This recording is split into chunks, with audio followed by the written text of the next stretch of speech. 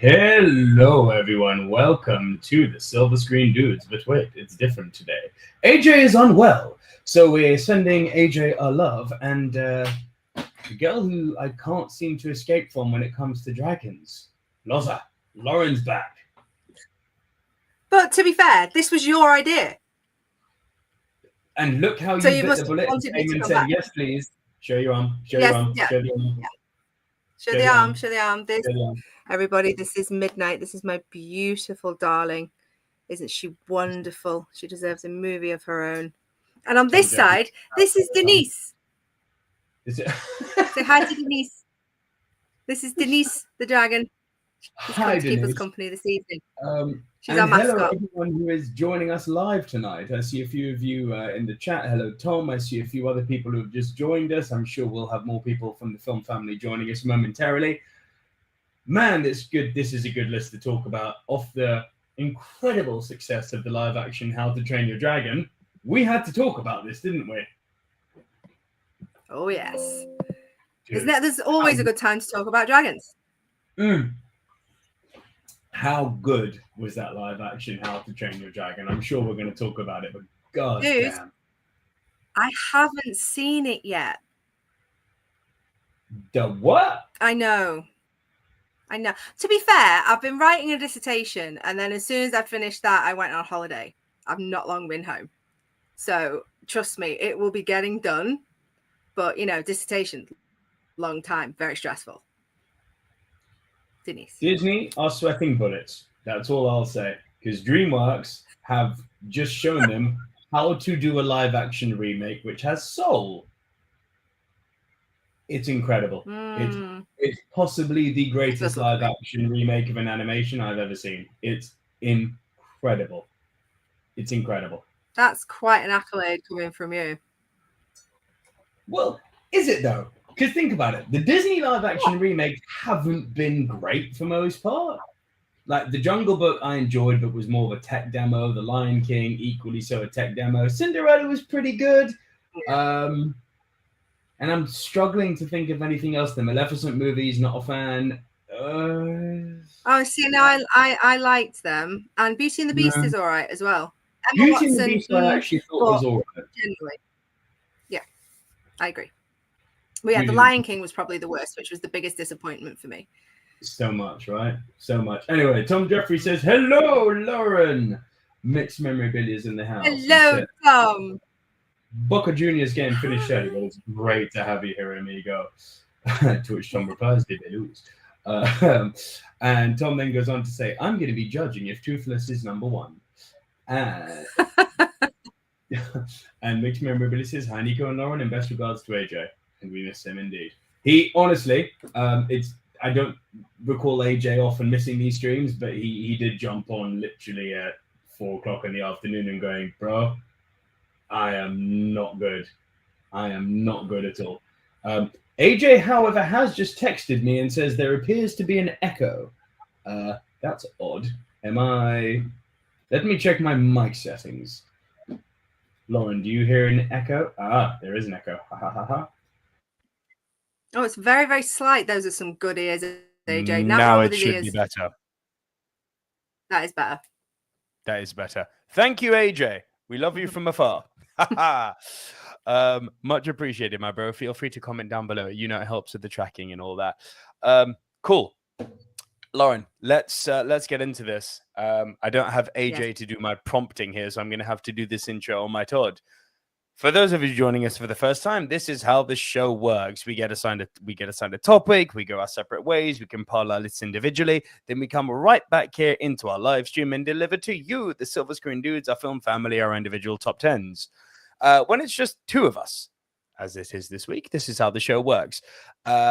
Lauren, you're the guest. You can go first. Lauren will go first, delivering her bottom three. I will then deliver my bottom three. Lauren will deliver her next two. I will deliver my next two. Then when we get to our top five, we will trade one apiece.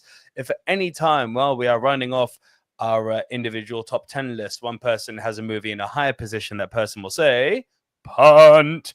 And we will punt and talk about that movie. Punt. We will punt and talk about that movie when we get to the higher position. Once we have both rounded off our individual top 10 lists, we will create the movie in the voice of the dearly departed Chandler Bing from Friends fame. the movie Mount Rushmore. These are the 4 quintessential diverse must-see movies, or in this case, dragons, of this topic this week. Because the topic this week is the ultimate dragon movie countdown. You won't guess my number 1. Lauren's maybe more so. I don't know. You got to stay tuned until the end to find out. I don't know what your number 1 is. Also known as Sky Puppies. Sky Puppies. Yes. And also known as our They so second most are. popular And video I'm on going the to channel. prove that They are with some Sky of my examples. They are Sky Puppies. Ah, there's AJ. I got you, What can I bro. say? Thank you, AJ. All right, Lauren. Without further ado, would you like to? Oh wait, Mixed Memorabilia says, Nico, if anyone could debate, it's you. So therefore, Crouching Tiger, Hidden Dragon doesn't feature a dragon, but the idiom maybe. Ha! Now, see, if I actually liked that movie, I would make an argument for it. The problem is, I do not care for Crouching Tiger, Hidden Dragon. I know, hot take. I'm on a very small island of people there that think that. Right, Lauren, with that, all that said and Yes. done, and without further adieu, bang, good night. Shout out to Kenny Omega. Would you like us to go through your 10, 9, 8, please? Let's do it.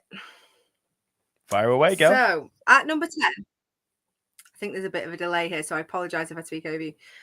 But at number 10, this is a film I cannot stand. I hate it. I will tell you why in a minute. But this dragon is so cool. And one of my dogs looks just like this dragon. So I couldn't not put it in there. So my number 10 is Falcor from The Neverending Story. Yeah. Look at him, Sky Puppy. How can you Sky not Puppy. say he's a Sky Puppy? He's so cute. But that is a horror movie for kids. Who the hell dreams up drowning a unicorn in quicksand and thinks it's appropriate for children? I didn't see that scene until I was 26 and I bawled my eyes out. So no, big no for that film, but great dragon. Denise agrees. It's true how we all remember that damn unicorn scene, you know? Like, dude, I still get like... Traumatizing, that's why. It's pretty messed up. I don't remember it the way that as traumatizing as to the level that you do, but it was... I remember the scene vividly. It was unpleasant. AJ says, even if it was listed, it would be worst. So, another never-ending story hater there. And Tom that's says, my boy. that's a dragon? Interesting. Also, nightmare fuel him. Love that. Oh, he's lovely, Tom. He's a big, lovely is- Sky Puppy. He's an odd dragon. Actually, just before we continue, Lauren, you suggested we do this just before we hit go live. Let's go through AJ's list, because the man, the myth, the legend, known as the one AJ, Anthony Jordan, one half of the commentary team from Burning Heart Pro Wrestling. You're looking at the other half right now. Oh, yeah. Follow Burning Heart if you're not already. Yeah, AJ's list, man. and we'll see if we've got any commonality and if it can tap into the Rushmore at the end. His number 10 was Dragonheart. Stop at the disrespect. 9, Aragon. 8 was Pete's Dragon. 7, I Am Dragon, which apparently is a Russian movie, English dubbed on Prime. Fair play for finding that one, AJ. I do love the way that AJ always finds these odd movies. 6 is a movie called Damsel. Not heard of it. Fair play. 5 is Pete's Dragon. Oh, from is that the one with 2016. sorry, Damsel? I've been meaning to watch that. That's what's her face? Millie Bobby Brown. Netflix one. Millie Bobby Brown. Actually looks really good. I think it got panned, but it's really good. So AJ, I'm going to watch that off your. Then he puts in Pete's Dragon again at number 5. So he's got the 1977 version at number 8 and the 2016 version at number 5. Neither of which I think I've seen, by the way. 4 was Raya and the Last Dragon. 3 was How to Train Your Dragon 3. Really? That one's your favorite? Okay. 2 was the live action How to Train Your Dragon. And 1 was Reign of Fire. That was one I didn't get around to, actually. So it's interesting that you've put that as your number 1. Yes. Good list overall, AJ. Some nice surprises in there. Tom says Burning Heart, great company. That. And AJ says, in reference to Crouching Tiger, that was, sorry, yeah. If it wasn't, it would be worse than in reference to Crouching Tiger. Yeah, fun fact, AJ and I despise Ang Lee. Not fans at all. Sorry, Lauren. back to you. That was an unnecessary sidetrack. You were talking sky puppies. No, no. Sidetracking to do AJ's list was very much valid. So next one for me, and this came from your recommendation, is Smaug from Flight of Dragons. Now, I know the obvious choice. No. That's a pun. You must be joking. Oh, really? Oh, see, I thought I was being obscure with that choice. Silence. Okay, well, fine. Unless, Fine. question for you, and there's no right or wrong here. We can go either way. Do you want to punt the dragon or punt the movie? Because if we're punting the movie, it's a punt. If we're punting the dragon, it's not a punt. It's the dragon. Please continue. Okay. Smaug was cool. He was the old wise one, so watching him do his thing was really, really cool. I didn't go with the other young one because it was a bit of a weird one because it's basically not him for the entire Gorbash. Right. It wasn't him for the entirety of the film, so it wasn't that I didn't like him. It was just a weird thing. But Peter. if you've got him later on, you will see. Huh? He's Peter. Yeah. Yeah, exactly. But no, I did enjoy it. I found it a little misogynistic at times, but at the same time, it is from 1980. So. Some themes have not aged well in that movie, there's no doubt. But as a dragon movie, it's just porn. It's so good. It's lovely, and it's if you watch it for what it is. Like if I'd never seen it as a kid, which is bizarre because I'd have loved it as a kid. But I have a movie a little bit later on which is slightly comparable to, and I'll explain why when we get to that point. But yeah, I really liked Smaug. I was really sad when he died. Like genuinely sad. Oh, what's going on? Look at him with his new little media wall library thing showing off. Now he's like, oh, I have something in my wall to show you. Bear with. There it is. Flight of Dragons. Do not, I repeat, do not let this really bad cover art fool you. This movie rules. Like the cover art, look at it. It is terrible. That is not good cover art. That is so deceptive to what the movie really is. It is dark. It's very It is multi-layered. It is meta. It is ominous. It is one of the greatest animations ever. Yeah, the multi-layering I did really enjoy.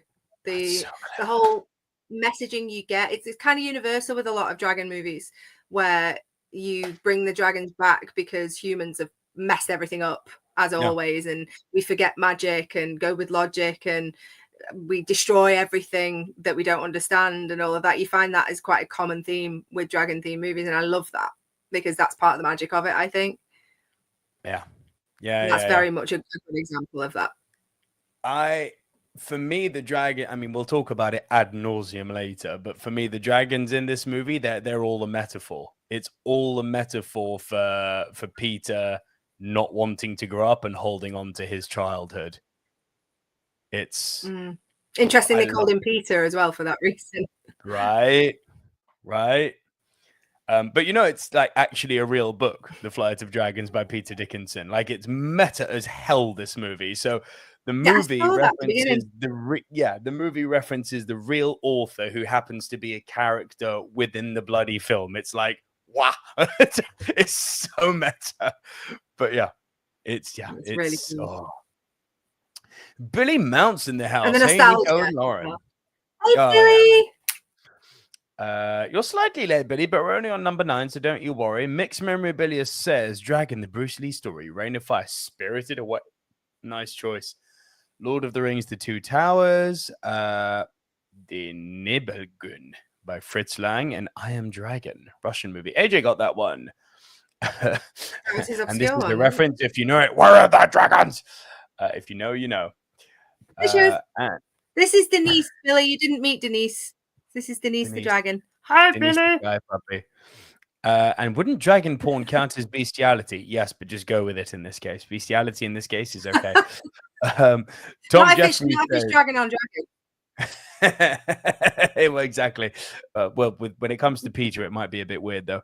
Tom Jeffrey says, bad cover up. That's my type of movie. That. And then Billy Mount says, Nico, do you own more US region, A region free Blu-rays? Yes, I do. And then Billy says to you, Lauren, have you cosplay as the Queen of Dragons herself, Daenerys? Oh, I'd pay to see that. Not yet. Dude, my husband's downstairs. Next door. I mean, no, not yet. Not yet. I need the right occasion for it to be worth it. But it's now, especially now I've got the tattoo. It's on the cards at some point. Someone needs to give me an opportunity. Just want to see you burst into one of the Burning Heart auditions, and just when someone pisses you off, Dracarys. Everyone shut up. Oh, that'd be an interesting half, wouldn't it? I need an entrance now. I need a reason for an entrance. Yes, do it. And your entrance is. Oh, stop it. I don't think I'd be able to do it. I'd be losing my own mind behind the curtain. Like, this is so cool. Oh, it's me.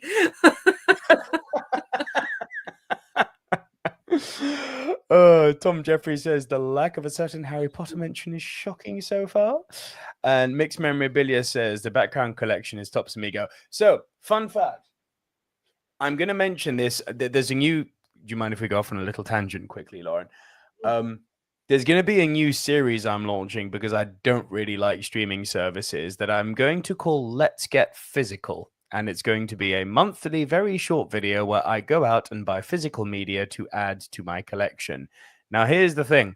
I used to own over 2,000 DVDs. And my stepfather, thanks, while I was living in Thailand, thought he won't want these anymore and gave most of my DVD collection away to charity for free. It would not have fitted on these bookshelves. Still makes my piss boil.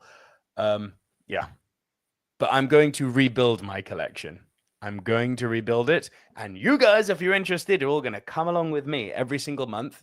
And we're going to fill these shelves up. It's going to be a years and years and years progress, but we're going to build the ultimate DVD collection. That's awesome.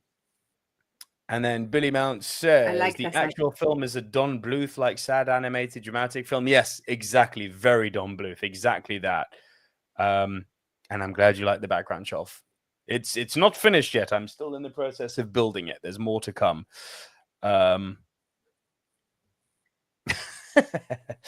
Anyway, and I'm glad everyone approves of this physical media thing. So where were we, Lauren? We were at your number 9. So you're 8, yeah? My number 8. Yes. So my number 8 last minute got bumped because I had forgotten about this one initially, but I had to get her in there. So special mention to Nettlebrand from Dragon Rider, who is voiced by Patrick Stewart and is basically just this badass dragon eating metal dragon, and hilarious in the film. But sadly, I had to make room for Dragon from Shrek because she's wicked. So there, there's Nettlebrand. If you haven't seen that film, it's amazing. But we may come back to that later. So but yes, Dragon from Shrek. From Shrek. That's perfect timing because that's also my number 8. Ah, ding, ding, ding, ding, ding. Ding, ding, ding. She's fabulous. And she also literally inspires one of the dragons. With those eyelashes, girl. Oh my God. She's so fabulous. And she also, I think, inspires one of the dragons from House of the Dragon as well. So they certainly did in the cinemas, in the actual storytelling of it. So she's fabulous. I really like her. She's one of my favorite characters in Shrek. So we had to get her in there. She is, and she's such an understated character. Like, not only does she basically save the day in the first one because she eats Lord Fuckwad, then she also makes the little demon donkey dragon babies in number 2 that then sets up the further movies. You've got the fact that we've been told that the highest chamber in the tallest tower is guarded by a fire-breathing dragon because we're such, subconscious social misogynists who always thought, yeah, scary fire-breathing male dragon, right? No, turns out it's a horny lady dragon. Who knew? Which is just so good. And who is in love with and ends up marrying a donkey. So how can you get more fun than that? It's great. Oh my, what large teeth you have! Those eyes, and you're a girl dragon. Of course, you're a girl dragon. I can tell you've got kids. Dude,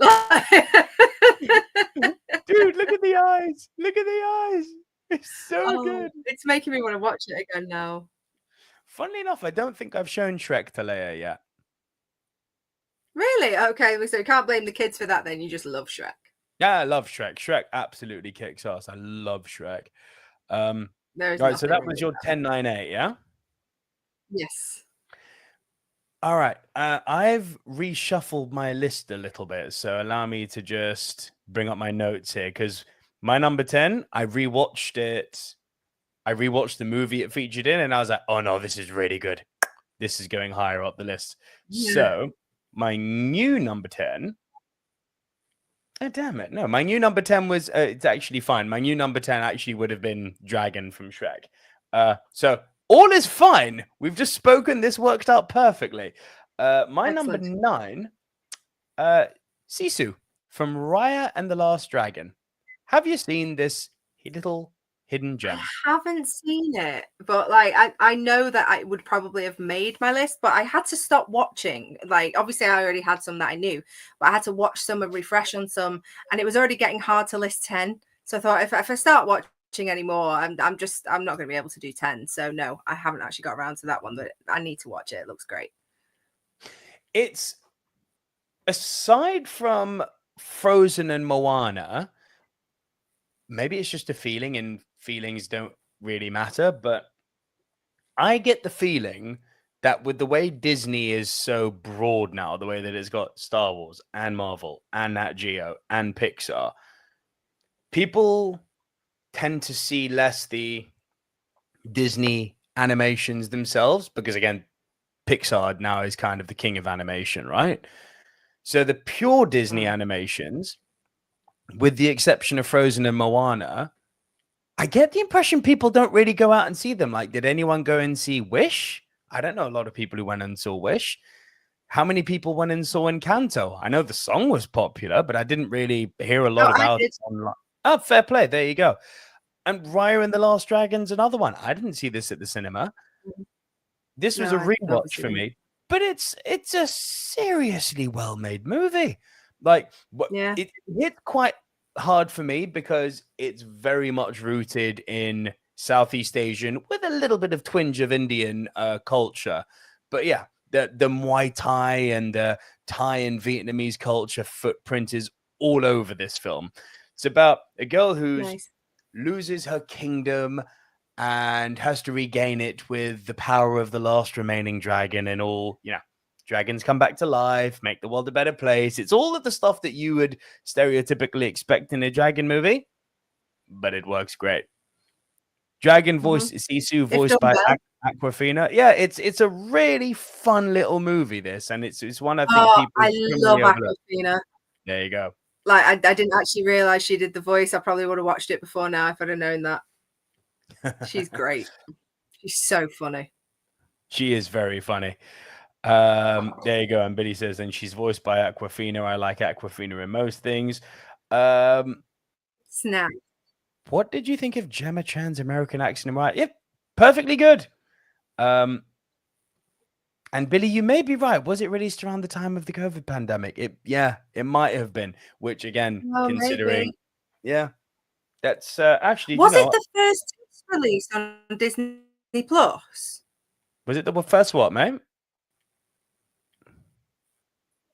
Was it the first test release on Disney Plus because they couldn't release it at the cinema? No. No, it definitely wasn't that. And no, definitely not. I'm pretty sure the first test release on Disney Plus was Luca. Oh, yeah. Raya and the Last Dragon was 2021. 2021. So this would have been just post-pandemic. Yeah. But yeah, really, really, really cool movie. AJ agrees. Raya was very cool. And Billy says, I think that Mulan remake was the first one to be released on Disney Plus. There you go. And that was not good. That was not a good movie. No, we started watching it, and as soon as I realized that they'd taken Mushu out, we turned it off. Like I was like, I'm not interested. Violation, anymore. right? Why would you do that? Like, I mean, I get it that they were trying to make it like more akin to the traditional, Chinese story. But at the same time, people are tuning in for singing dragons, mate. Give us a dragon. Apparently, a lot of people screamed racism because of Mushu, and I was like, why? It's a Chinese dragon, and the story's set in China. There's nothing oppressive or negative about it. What's racist? Is it because it was voiced by a black man instead of a Chinese man? Weirdly, I didn't That's not actually hear racist. anything about that, but that wouldn't have surprised me if people did that. But yeah, I can't think of anything else to do with racism. Anyway, let's not get into that.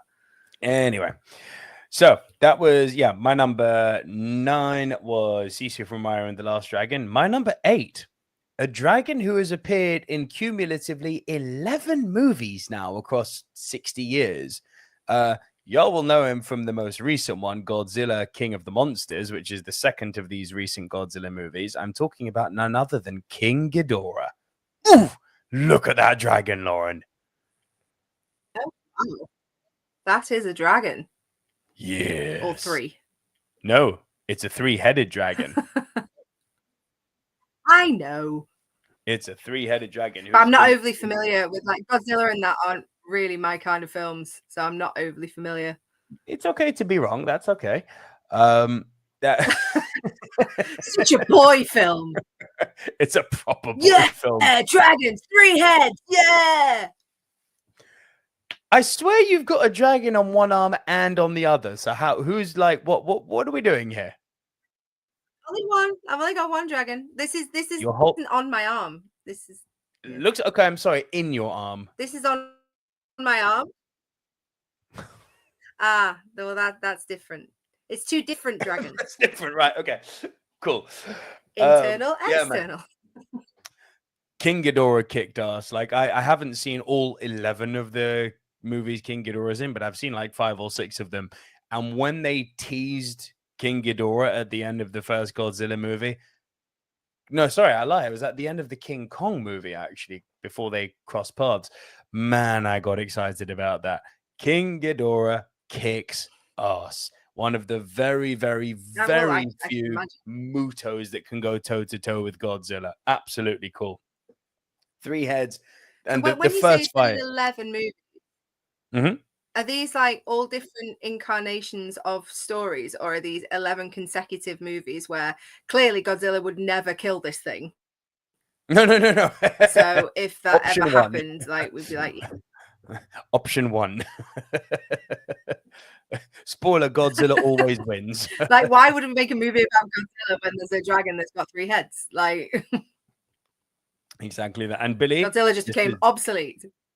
Completely. And this is indeed the Monsterverse King Ghidorah I'm talking about. I think he's awesome.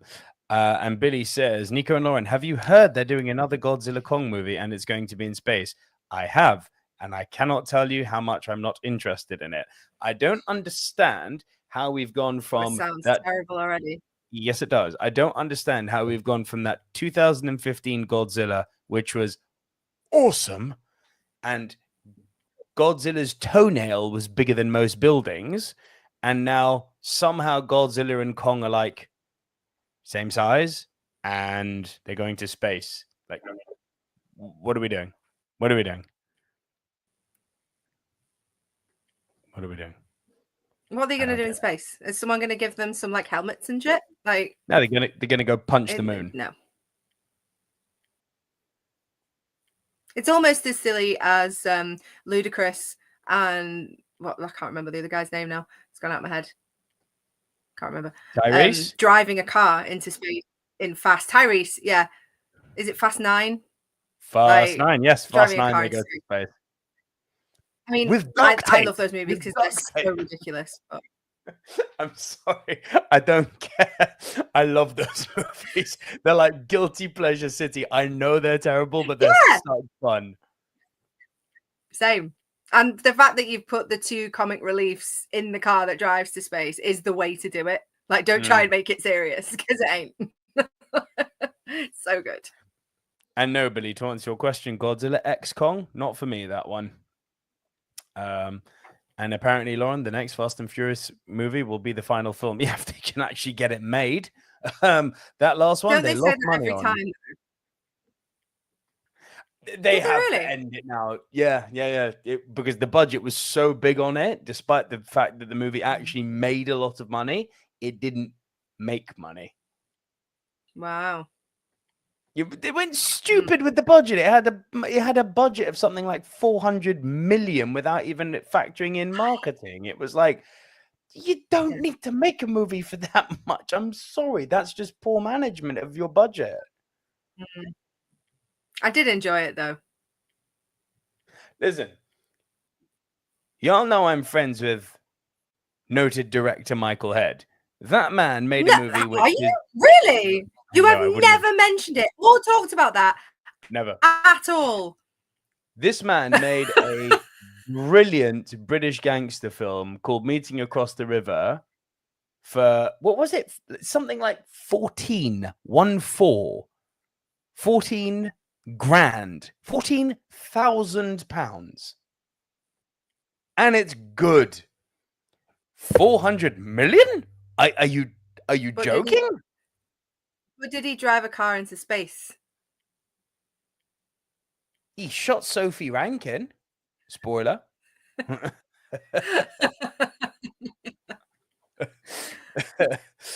Anyway, there's my little rant for the day done. Lauren, that was my 8. Yes. Your 7, please. Yes, it was.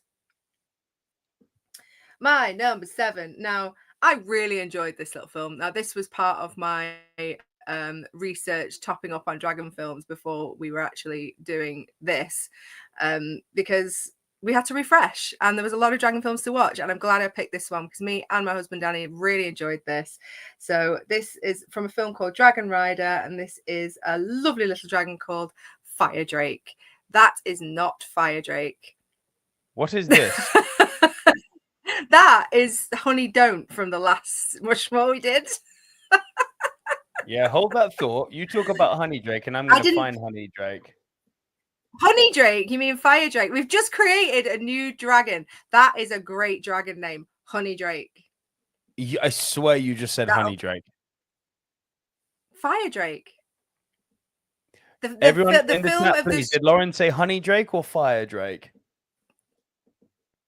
The picture you just put up is from Honey Don't. About Honey Drake. Is what I said.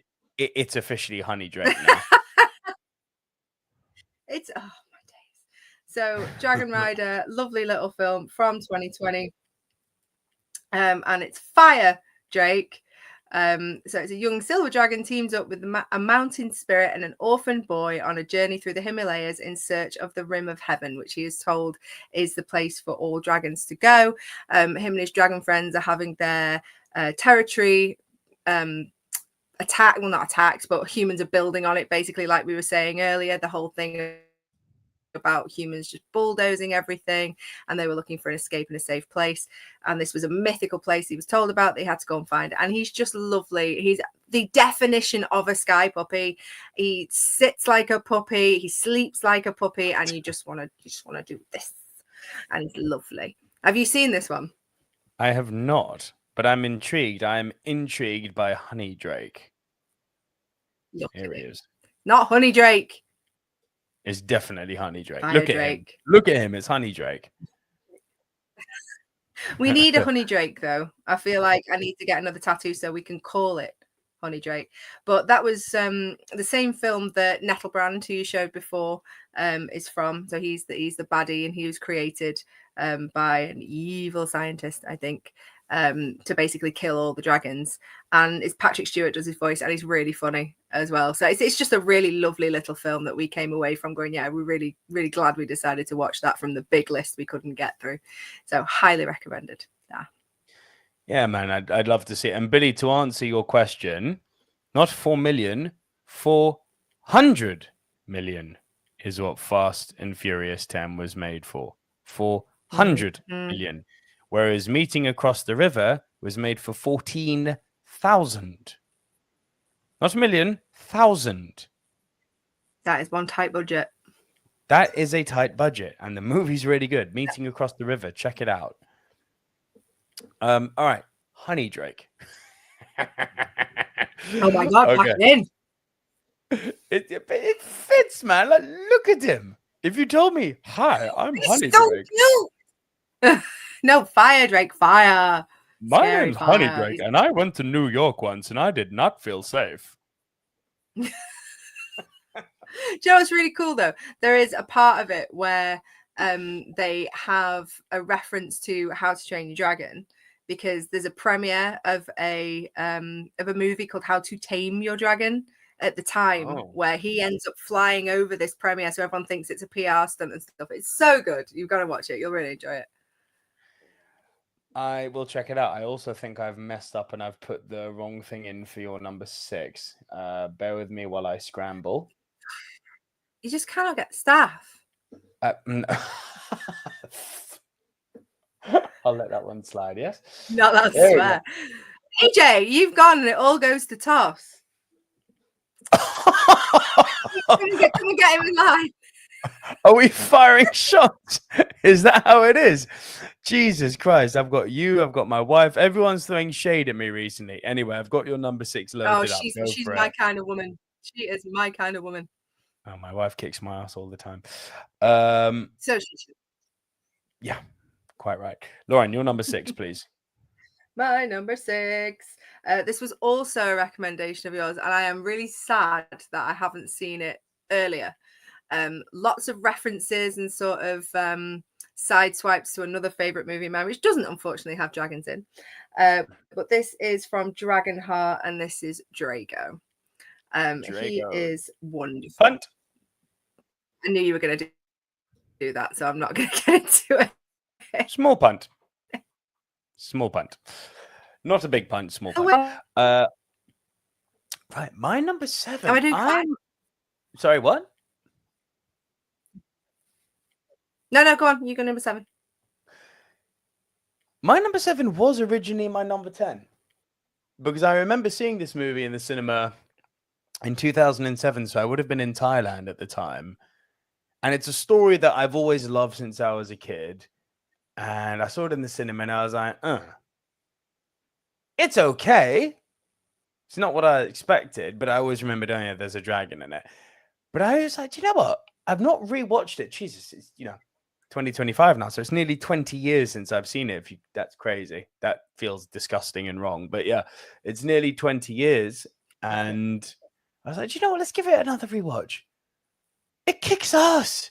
It's really good. I think I didn't appreciate it because I just went in with the wrong mindset to it. I am talking about the dragon from Beowulf. Have you seen this 2007 little animated movie? I have not. This is a lot of people for me. didn't. A lot of people didn't, because I'm assuming you know the story of Beowulf. No shit. Okay. No, it's very... like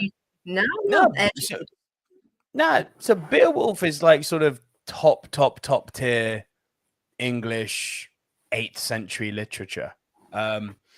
Set in Scandinavia, so this Giant, which were essentially the Swedish, they go to Denmark to help King Hrothgar, who's having to deal with a monster called Grendel, and they call in Beowulf and his mighty Giant army to kill Grendel. Spoiler: Grendel has a mum, and the mum gets medieval on everyone. And I'm not going to go into detail about. Yeah, don't mess with Mama, man. And the Mama's played by Angelina Jolie. And the cast is fantastic. You got Ray Winston, you got Brendan Gleeson, Anthony Hopkins, John Malkovich, Crispin Glover, Angelina Jolie, Robin Wright. Like, there's a hell of a cast in it. And when they announced it, I was like, and Robert Zemeckis, directing it, he of Back to the Future fame. And you're thinking like, Jesus Christ, this is going to be epic. And then they made the weird choice of making it an animated movie. And in 2007, I was like, that feels like a really poor choice. It's aged like a fine wine, because what it's done is it reminded me that there was this very fun period, which we didn't realize was a fun period, from sort of 2005 to 2012, where technology had its real boom in cinema. Like the effects just went up yet another level. Avatar released in that window, for instance. So it was really when technology was really, really, really pushing. And a lot of studios were experimenting with animation as a medium. This was the same sort of time that Tintin movie came out that was directed by Spielberg and Peter Jackson, which was pretty much universally loved. This was the same sort of time that A Scanner Darkly came out. Now, people were mixed about how good A Scanner Darkly was, but it was an incredibly brave experimental piece of cinema, as was Beowulf. And these aren't the sort of experimental type films that really get made anymore, because movies have got, as we've already discussed, got such big budgets, and people are becoming, thanks to effing streaming, more and more reluctant to go to the cinemas. So studios are increasingly having to play it safe in order to get butts in seats. So movies like Beowulf, these what AJ and I call AA movies, they're very hard to come by nowadays. Especially you pitch someone going to see an animation that's not DreamWorks, Pixar, or Disney nowadays, very hard sell. Very, very, very hard sell. But this went for what I guess what would be in 2025 the equivalent of video game level graphics. But seeing video game level graphics of 2025 in 2007 in the cinema, that was impressive. And I'm watching it now and I'm like, it may be nearly 20 years old, but goddamn, some of it has aged brilliantly. Like the motion capture is great. The performances are, the voice acting performances are great. Fun fact, they created booby jiggle animation. They created animation specific. Yep, because they wanted to show the Vikings being dirty and having sex and licking boobies, and all of that's in this movie. So yeah. It's a proper. So it's not a kids animation then? No, it is not. Oh wow! It's very bloody, very gory, very sexual. But yeah, there's booby jiggle animation, and I was like, God damn! All right, I mean that's some dedication to your craft in 2007 to do booby jiggle animation. But it's impressive, the way the hair moves, the way the light hits them. This is all before Unreal Engine 5 exists, right? Getting very geeky here. But it's really quite the watch, Beowulf. And if you haven't seen it, yeah, and Mixed Memorabilia is right. Beowulf is slowly going into classic status. It really is. And Billy Mount says Beowulf was one of Robert Zemeckis' motion capture movies after Polar Express. Yep. It's... If you haven't bit seen of a pivot, isn't it? Yeah, check it out. It's a really, really good movie. My number 6, which was AJ's number 1, I'm going with Reign of Fire. To a lot of people, this is like the dragon movie. Do you know the premise of this movie? No, I don't know anything about it. So it's a British dragon movie. Basically, they're drilling for gas in London. They drill too deep. They wake up prehistoric dragons, and it goes all post-apocalyptic, and the dragons essentially lay waste to the United Kingdom. And I think maybe the world, but it's focused on the United Kingdom. And you've got this group of survivors, among which their leader is Christian Bale, who are just... They try to outlast the dragons. They try to survive the dragons. They've become accustomed to living with dragons. There's no honey drake in this or whatever. It's fire drake. There's none of that. The honey drake and Toothless and dragon from Shrek, they do not live in this world. These are mean dragons. These are like your King Ghidorahs, right? It's like, who's the bad boy dragon from House of the Dragon, Lauren? Help me. The big dragon. B. I was going to say Baylor. It's not Baylor. It's not Baylor. Oh my God. Come on, we did a video on this. I've been in movie dragons. I know. Oh my god. Hang on. Chat, if I've you been can looking help at me, let movie me know. dragons, man. They haven't been in my brain. What's he freaking called? It is Baelor. No, Baelor's a fella.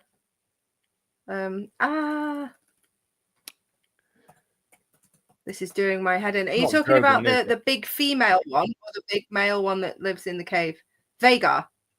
Vhagar, thank you. Yeah, Vhagar. Billy Sorry. Mountain answered your question, mate. Honestly, I don't know. Based on what I saw on screen with Beowulf, I would get it's definitely be between a 12 or a 15, I would say, or I guess now a PG-13 or a 15. Pretty brutal though. Like, yeah. Yeah, so the dragons in this Lauren, they're like Vhagar. Mean dragons. And enter Matthew McConaughey before he did Dallas Buyers Club and got all heroin skinny. So he's still jacked and in that surfer boy shape of his. And yeah, he's a dragon hunter essentially. So him and Christian Bale team up to go into London and try and take down the alpha dragon. Do they? Don't they? You'll have to watch to find out. Sounds like a great idea. It's great. It's such fun. But it's, yeah, the movie. Yeah, but I like it when the dragons are good, though. I don't like it when I want the dragons to die, because I won't want the dragons to die. I'd be like, yeah, dragons, kill all humans. Yeah, this I'll ain't always your be on movie, the side then. of the dragons. I don't want to see the dragons get killed. This ain't for you. All right, Lauren, you're number 5. I'm a typical big girl with this kind of stuff. Give me the fluff. Give me the honey drakes any day. The honey drakes, yes. What's your number 5, please? My number 5 had to be in this because it was my first, actually no, probably second ever favorite movie as a child, and my first ever favorite Disney movie and my favorite Disney princess, to the point where I said if I ever had a little girl, my little girl would be named after this princess, and my wedding ring has the shape of her crown on it and everything. So nice. Number 5 is Maleficent from Sleeping Beauty. Great shout, and that is a very small punt. Okay. We'll talk. Moving on. We'll talk. I'm right there just with you. Number 4 now, and then we switch. Yep. So yeah, we're trading one apiece. So my number 5. My number 5. So number 4. No. We're trading one apiece. Go on then. My number 5 was the punt from just before, which was Drago from Dragonheart. Yes. This dragon kicks ass. He absolutely kicks ass. Some of the funniest human dragon interactions ever. That scene where Dennis Quaid has got his nads on the dragon's tongue with his sword up going, if you bite, you die. And it's just like unstoppable force, immovable object. It's so funny. I am the last dragon. And Sean and we Connery, talked about this as well after we watched it, and we looked to see, because both me and Danny thought it was hilarious. I was looking at the themes of it. It is not listed as a comedy. They do not even put comedy in any of the themes. It's, you know, a typical action, fantasy, all of that. It is hilarious. It's so well done, and it almost feels like if they didn't intend it to be a comedy, that everyone who was making it had so much fun making it that it just ended up turning into a comedy. But it's so good. I'm really glad you recommended it. I would also recommend it. Brilliant film. It's brilliant, and the way that they go through a real nice journey, these two characters. You know, from the dragon wanting to save Prince Einon to then Einon becoming bad, and Bowen having all of those regrets and wanting to hunt down all of the dragons, and then teaming up and them going on their quest together. It's the way that Einon and Draco and the side story as well. It's great. The way they lay the foundations for what happens to Draco as well. Like they, I mean, it makes it obvious what's going to happen. To be honest, it is very obvious what's going to happen. It is for me anyway, but it doesn't matter. It's one of those movies that you watch that you're satisfied with the conclusion, even though you're like, oh, it's a bit sad, but because you know where he goes and the whole meaning behind it and all of that, it's lovely in a way. And the way it's a very well-rounded story, a very well told story. It's very funny. It's what, 96, so just a few years after my favorite all-time film, Robin Hood, Prince of Thieves. It has a lot of themes of that in it as well, like some of the comedic sides of it and some of the 90s styles of medieval films. So it has that nostalgia element in it as well. I really enjoyed it. It was probably your best recommendation, I would say. So no, thanks for that. No, it wasn't. But thank you. It was. Yeah. No, it wasn't. Absolutely was not. Absolutely was not. Billy says, Nico, what did you think of the direct-to-TV sequels to Dragonheart? I mean, Lauren actually brought these to my attention. I didn't even know they existed until a phone call a few days ago. And I'm very happy that I'm not aware of their existence because I am the last dragon. Sean Connery, sorry, Draco. The two are literally interlinked for me. He dies. That's it. There are no sequels. There should be no more dragons. That is the end of the story. That is all. And I agree with AJ. David Thewlis managed to be the second most annoying. However,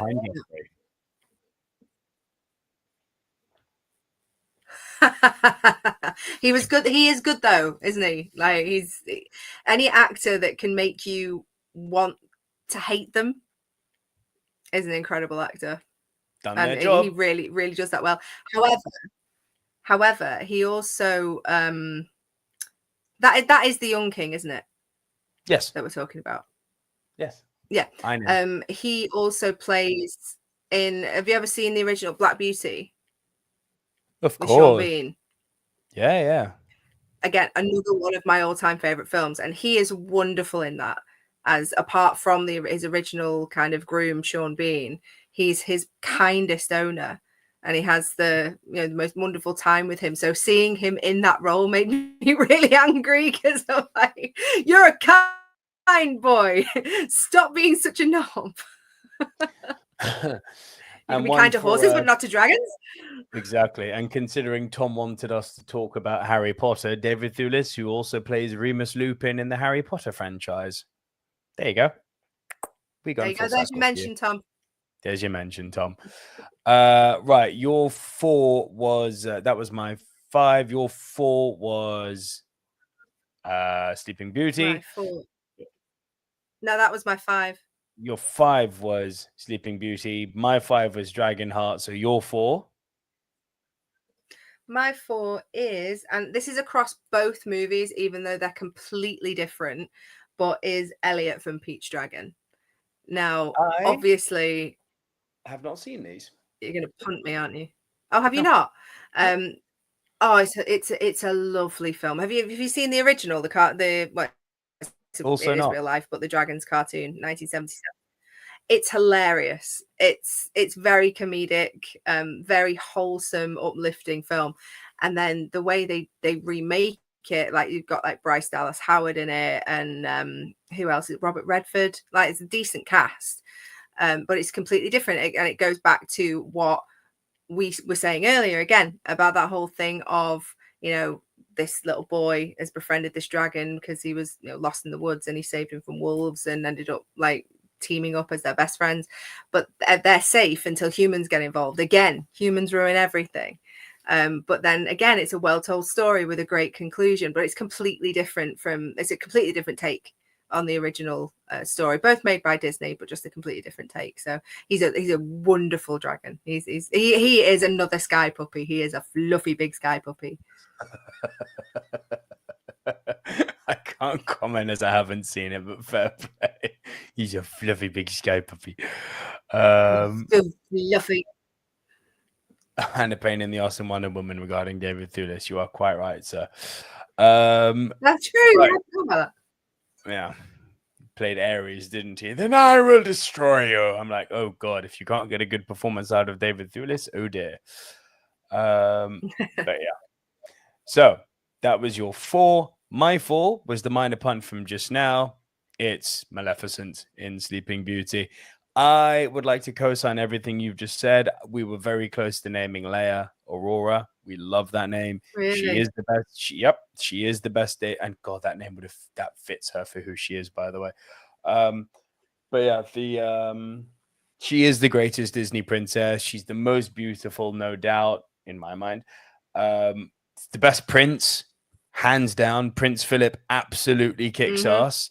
And when people are like, who's the best Disney prince? I'm like, only one killed the dragon. Sorry, there's literally no argument here. There is no debate. Who is the best Disney prince? It's Prince Philip. He killed the dragon. Best songs He became as well. a man.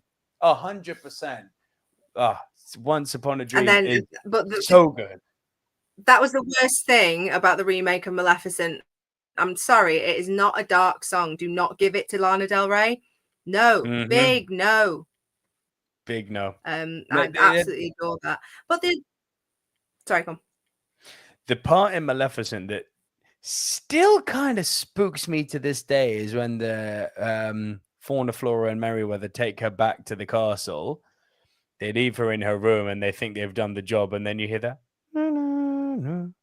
Boom. Oh, don't. It still terrifies me. So it's creepy. So well done.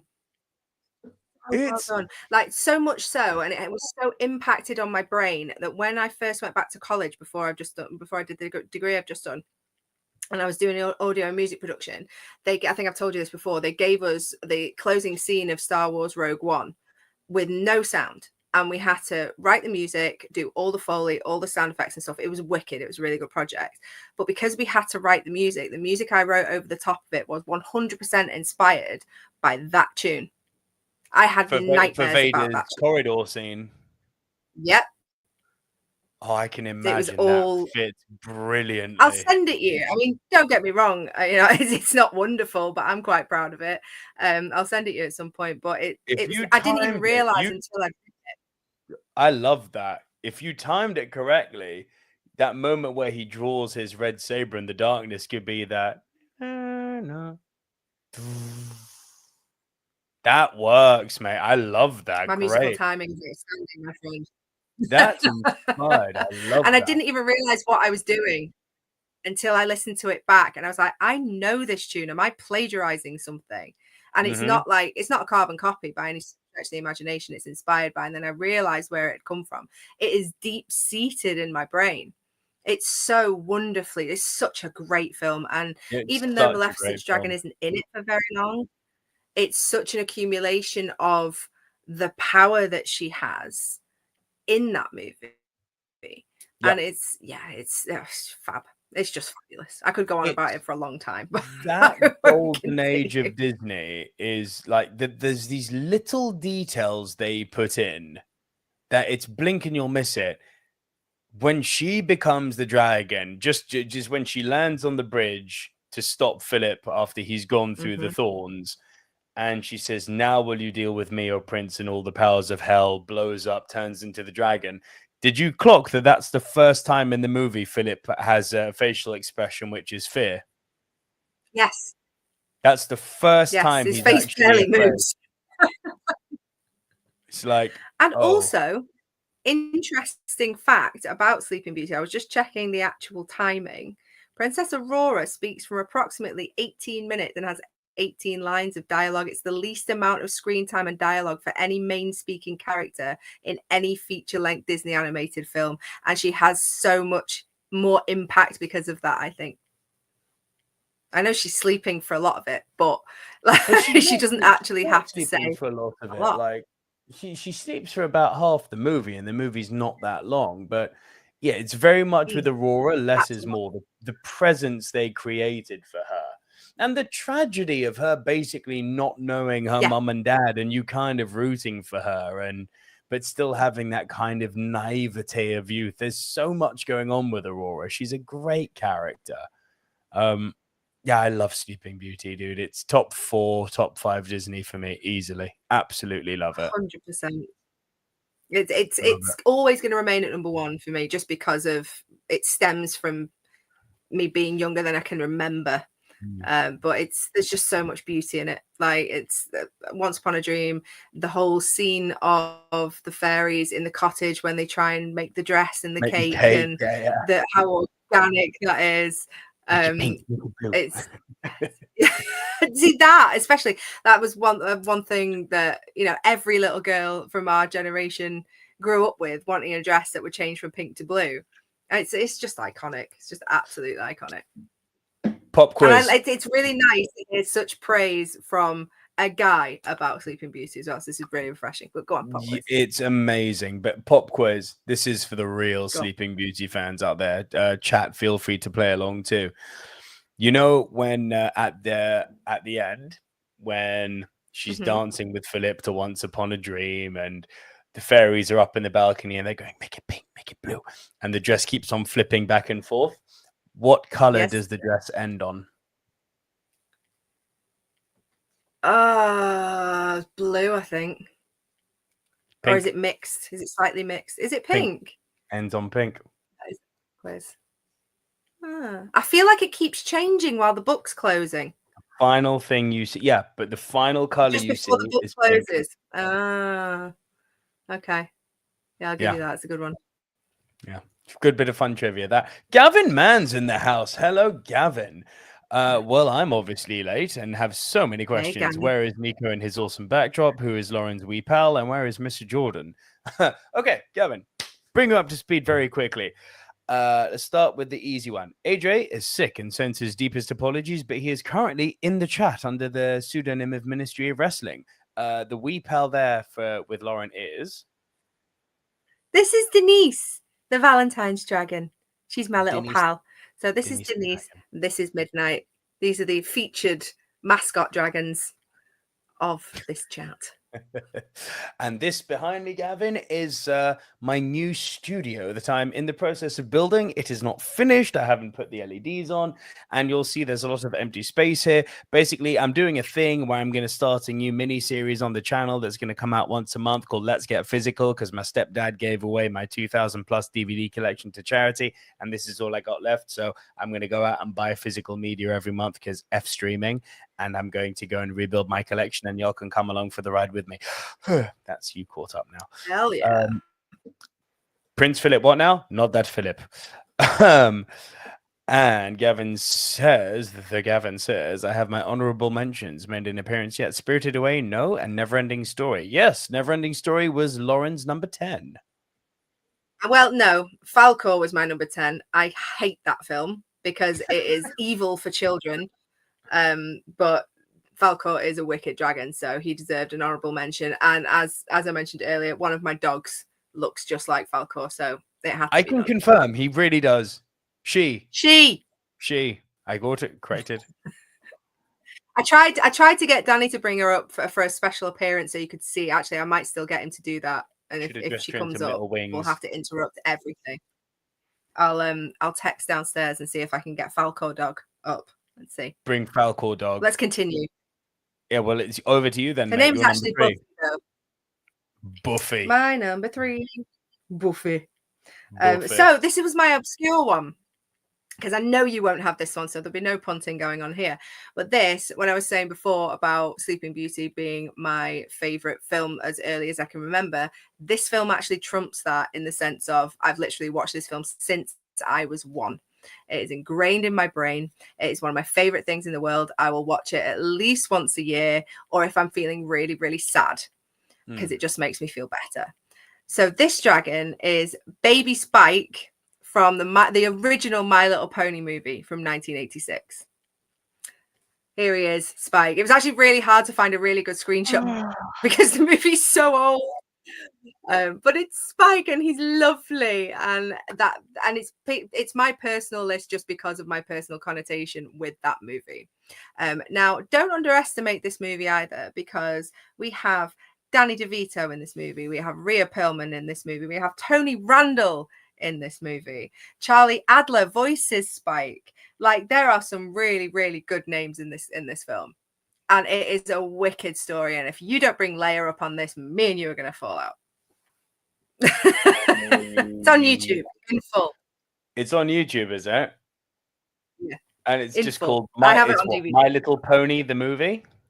It's My Little, I think, is it My Little Pony the movie or the My Little Pony movie? Yeah, it's My Little Pony the movie, 1986. It's okay, wonderful. fine. I'll show it to her this weekend. It has witches in it. Dude. It has a dragon in it. It has witches in it. It has ponies in it. It has all my favorite things in it. Everything she loves. This image is my daughter in a nutshell. There's dragons, there's pink, there you go. There's ice creams, there's bows, there's ponies, and there's a bit of sass involved as well. This is literally my daughter in a frame. I've shown this movie to all the little girls in my life. Now, unfortunately, you're too far away for me to sit with Leia and show it to her, but you can do it on my behalf. But it might sooner or later, one of my oldest friends. She is going to come to a Burning Heart show sooner or later. I've got her over the first hurdle. She's decided who her favorite wrestler is, so we've got somewhere. And who is that? Will Ospreay.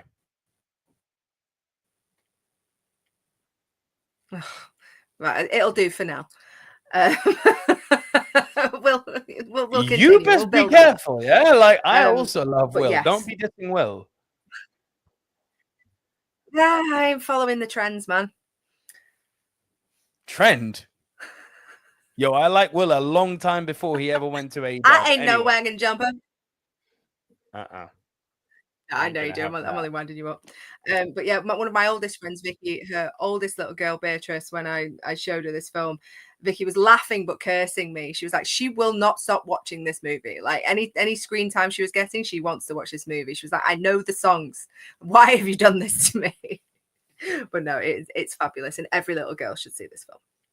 Fine, noted. That's my takeaway from this podcast. My Little Pony, the movie. Leia, I know you're sleeping. We'll watch. Right. That was your number 3. Lohan, my number 3. Yes. We can go live action or we can go animated. It's still the same dragon. I think you're about to punt me, but it's Toothless from How to Train Your Dragon. It is a punt for me. Mm-hmm. Awesome. You okay, baby?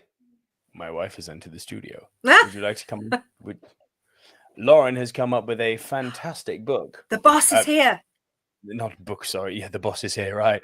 Lauren has you're safe if you don't come here. Just look at this image that Lauren has found. I think you're going to be all for this. Have a look. Just look. You're not on camera. I've just turned the screen. You can look. Look, turn your head. Darling. This is apparently My Little Pony, the movie. Yeah. It's my daughter. Original My Little Pony. From. Do we really want her to discover My Little Ponies? Do we not?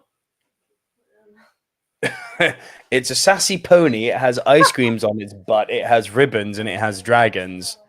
I have a feeling this is the most Leia thing ever. Look how sassy this pony is. That's literally. It almost looks like a pony version of Leia. It literally does look like a pony version of Leia.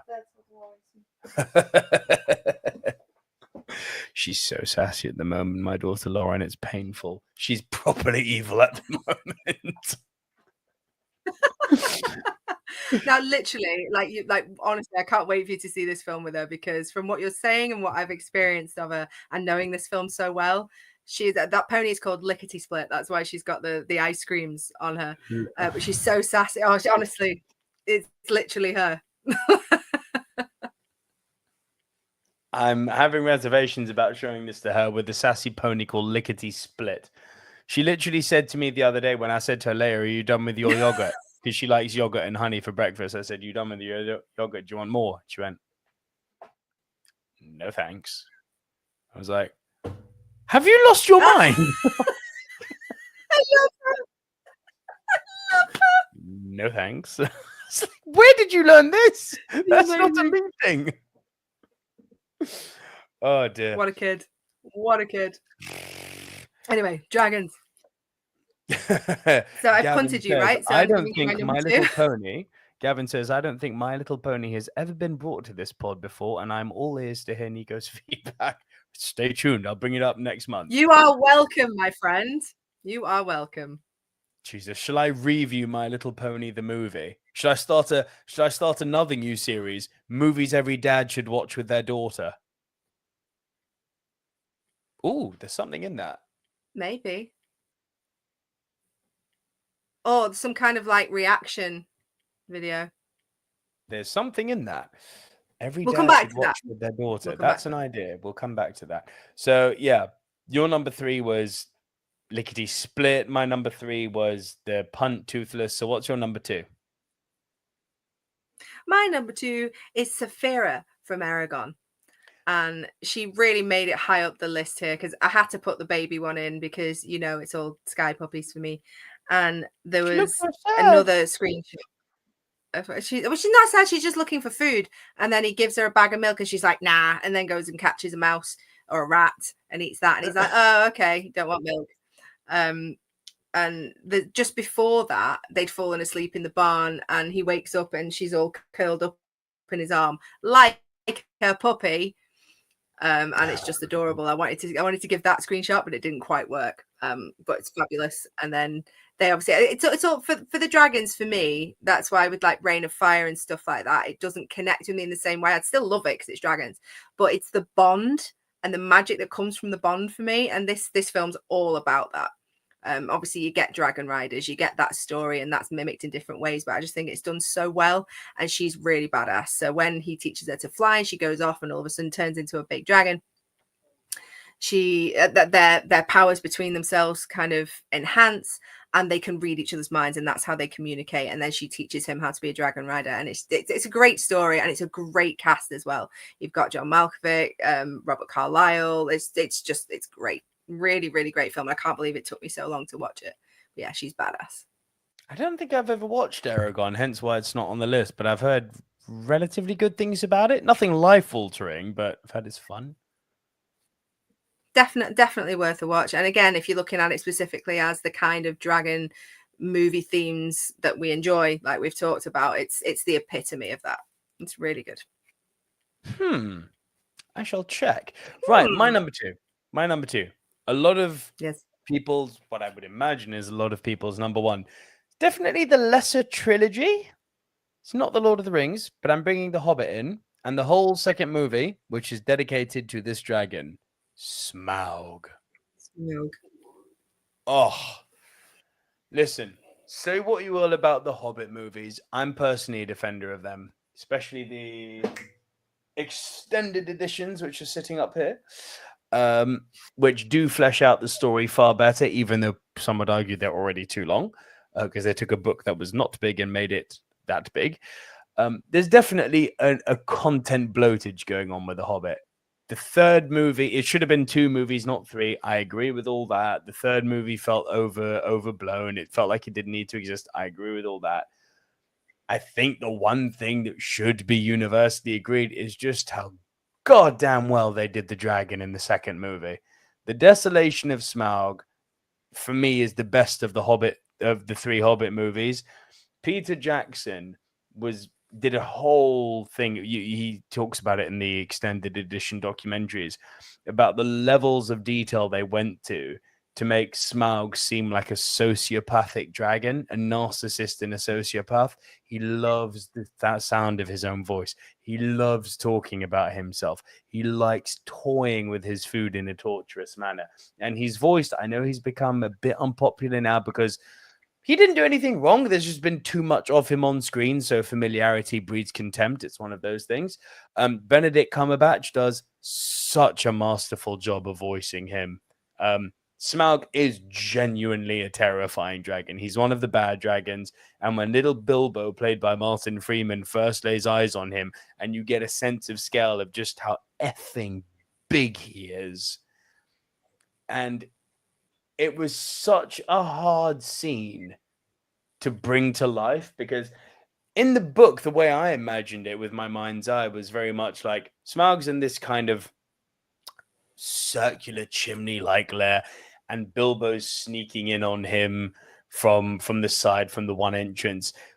They just expanded on how big Smaug's lair was in The Hobbit to give him more room to move around, which again adds to his sense of scale and to his intimidating presence. He is an amazing dragon. would have been my number one were He it not looks for my amazing. number one. Yeah, He does look amazing. It is a shame because you know No. why I've boycotted the Hobbit movies, and I'm too stubborn about it to watch it. But he, as an individual character, and kind of the effects of him, the stature of him and stuff, he does look really cool. So I can obviously I know you're a big Lord of the Rings fan anyway. Lord of the fans. So I expected this, but yeah, to be fair, I can see. Remind me why you've boycotted The Hobbit? Because during the first movie, the production management was done so badly that 25 animals were killed because they didn't look after them properly. So after that, I was like, nah, I'm not giving my money to that. Oh, I didn't hear about that. Yeah. So and you know what I'm like, anything to do with animals, that's big no for me. Yeah, no, I get it. That's your cheese. I get it. It's a shame. It's a shame because they're not movies that I would want to boycott because I wouldn't enjoy them because I would. But yeah, I'm far too stubborn to renege on that, unfortunately. But as a standalone dragon, he does look pretty cool. He's so cool. Yeah. I would say almost just watch his scenes on YouTube just to appreciate his dragonness, but I was just thinking that. Yeah, I was just thinking that, to be fair. Because I can watch it on a YouTube channel that doesn't benefit creators. Yeah, like there's a good 20-30 minutes of Smaug in that second movie, and he is such a presence. Like, yeah, amazing. Right. So that was my number 2. Lauren, over to your number 1. I think it's become quite obvious what my number 1 is, and Tom is going to go tits at me now. But it has to be, and the reason it has to be is, well, beyond the obvious ones. For me, I won't bore you with the details, but I had a cat for 17 years who was my absolute world. And Toothless, for me, was her. There are so many personality traits that were similar. She had a flat face because she was half Persian, but not fully Persian. So she had a rounded head as well. So as soon as Toothless became a thing, I was like, oh my God, it's Tisha in dragon form. And that's what really amplified my love of dragons. So it had to be Toothless at number 1. He is just fabulous. And he is another sky puppy, but he's also very cat-like. So he's not quite a sky kitten, but almost like my little dog Coco, who was raised by said cat, who is a dog but thinks she's a cat, a little bit like that. So I love him. Listen, I always thought that Toothless is the perfect blend of cat and dog. Like both traits exist within that dragon, and he is such a great dragon. I mean, I understand why he's your number 1. He's my number 3. The live action remake is an absolute work of heart and soul. It doesn't just fly, it soars. It doesn't matter if you're 8 or 80, that movie is amazing. And it's amazing because of how good the original animation was. Like, I'm sorry, you fall in love with the relationship between Hiccup and Toothless. Like that first time they fly together, how is it possible to not just go, yes? Like it's such a fist pumping moment. It's great. You know, where he's trying to use his instructions, they go to, he loses his instructions and he has to go off instinct and they become symbiotically connected. It's like, yes, they're doing it. They're doing the thing. You get some of that in Aragon. This is why you need to watch it. Like you get that sort of vibe as well. And it's that universal thing again, that it doesn't matter whether it's recycled. It's that classic dragon and rider or dragon and bonded relationship that's just so fulfilling, I find. And I think with Toothless as well, it's so transferable in, I know it sounds silly, but transferable into the real world. So for example, did you see those videos that Kit Harington did that featured Toothless when they were, I think it was promoting, was it the second movie? No, but I'd love to see that. I'll send you them. They were brilliant. And it was just basically Toothless being like this overgrown dog, just winding him up in the background. Is fab. I'll show it you. It's fab. You're so northern. I'll show it, yeah. I'm not from Yorkshire. You need to work on your Manc accent, lad. Yeah, Manc accent, lad. I'll show it, yeah. Yeah, I'll work on that. Sounds like a sea shanty. I'll show it, yeah, I'll show it, yeah. Coming down to Manchester, I'll show it, yeah, I'll show it, yeah. Yeah. Yes. Right, I'm very interested to see what your number one is. Nay, Lauren, nay. You picked Smeagol. I'm afraid there is only one answer. And it's not one that anyone would pick. The title of this video is The Ultimate Dragon Movie Countdown. You won't guess number one. Nope.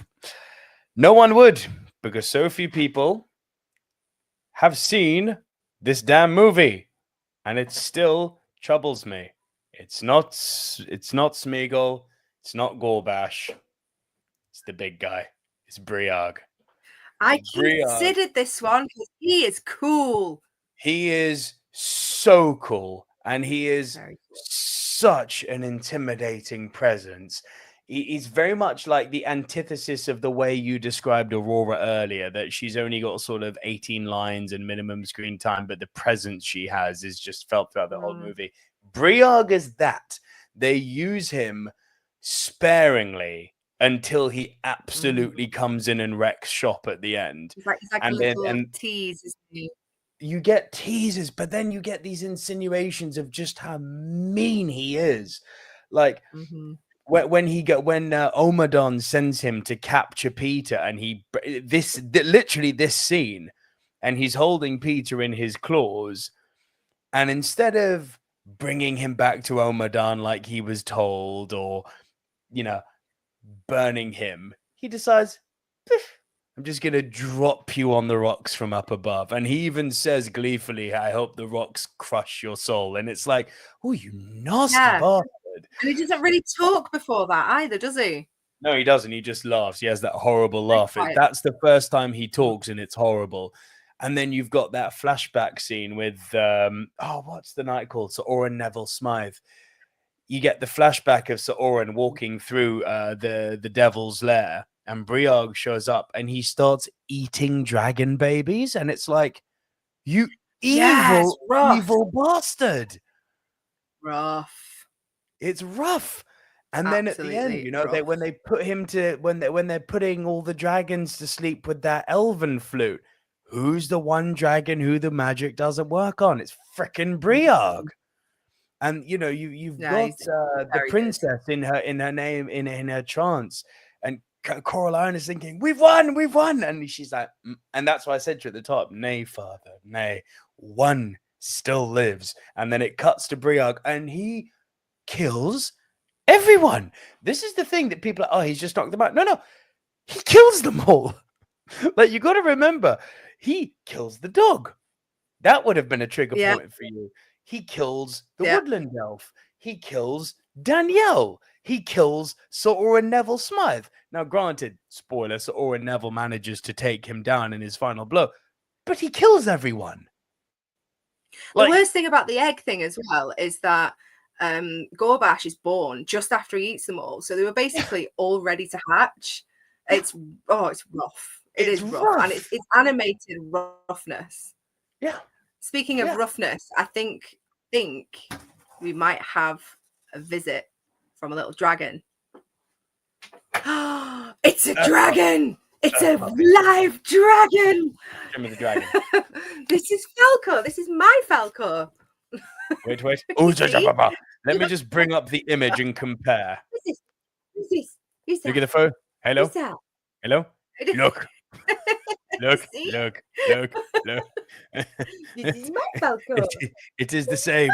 It is the same beast. This is why we had a top 10. Right, you can go now. Good girl. Go on.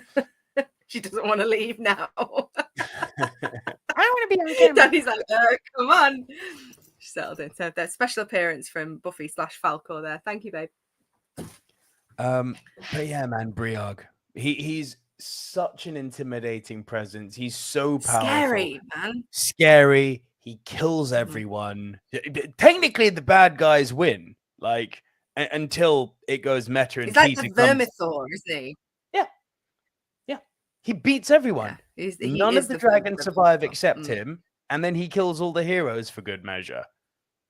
Like, no one can touch this guy. He's so powerful, and the design on him, like, look at him, this black and blue and red. He's so intimidating. He has like pink underneath though as well, which I thought was really interesting on the design, because like you can't really see it on that one because obviously it's a screenshot of him. I think he's got fire beneath him, but like the colors on him and everything, like he almost made my list, but I thought I didn't want 2 on there, so I had to do Smeagol. But yeah, he's I totally get why you're putting that. Especially, I know how passionate you are about this film as well, so It's I so can totally good. get why. It shocks me that still so few people have seen The Flight of Dragons. Like, it's, oh god, honestly, it's my favorite animation ever. It really is. I love it that much. I think I forgot to mention it when I was talking about the My Little Pony movie. There's a lot of similarities in those 2 movies. Oh, really? A lot of similarities, and that's why, that's why. I mean, there's only a few years apart, maybe 4 years apart. But when I was watching it, the animation's very similar.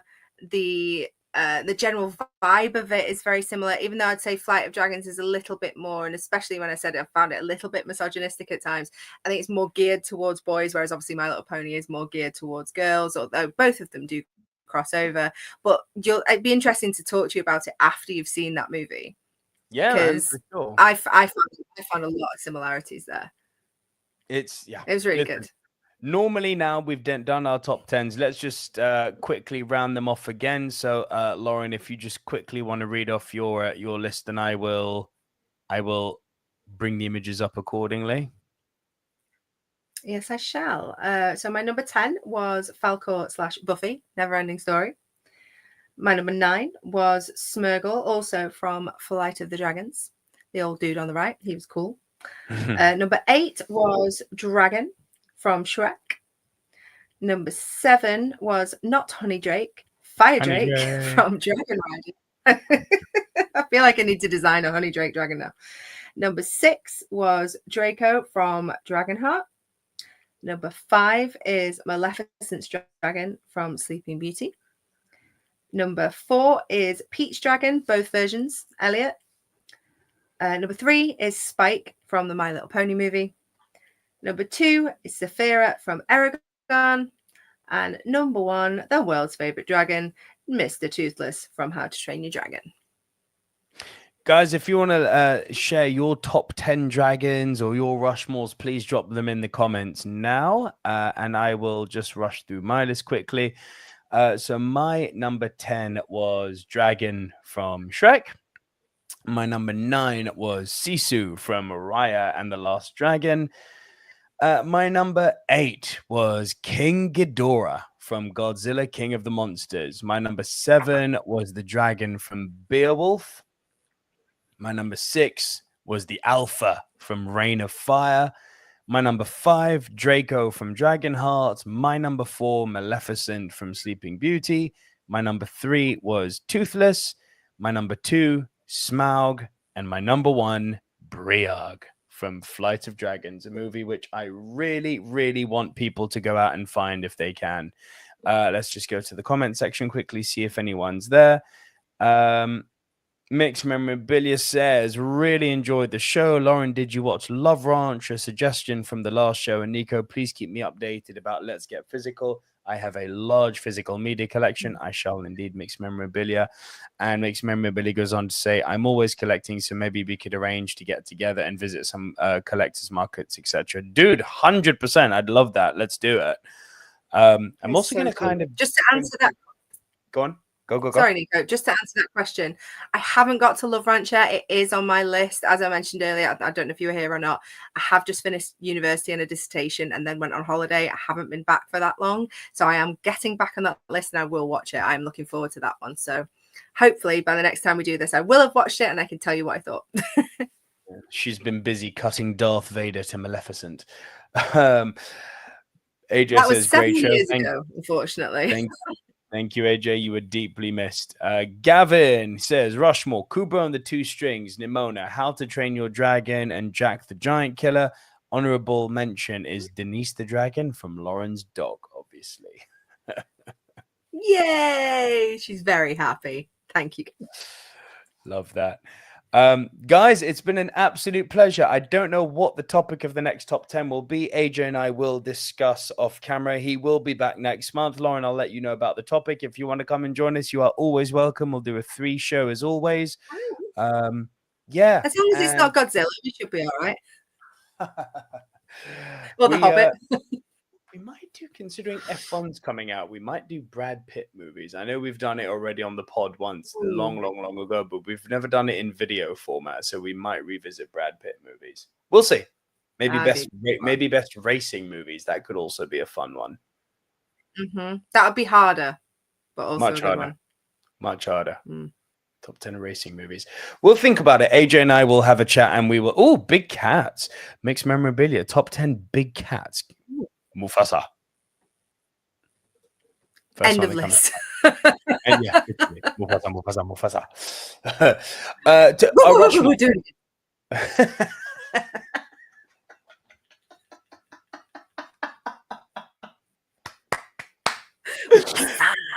it. Real ones know why. I just laughed at that. I love that. I love that. Ooh. That was fantastic. Well done, Lauren. Right, our Rushmore. Normally we would debate, but the thing is, we've got 4 commonalities, so the Rushmore's made for us already. Ladies and gentlemen, the official movie Mount Rushmore of Dragons, in no particular order, is Dragon from Shrek. Our second entry is Toothless from How to Train Your Dragon. Our third entry is Maleficent from Sleeping Beauty. Our final entry into the movie Mount Rushmore of Dragons in movies is Draco from Dragonheart. That is a top class Rushmore. It is. It annoys me that Smaug's not on there. I can live with Briag not being on there because it's very niche, but it does annoy me that Smaug's not on there. But I get your reasons for not watching it. It's fine. I respect them and I admire them. Nothing against the dragon. There is nothing against the dragon for me. My takeaway? And honorable mention.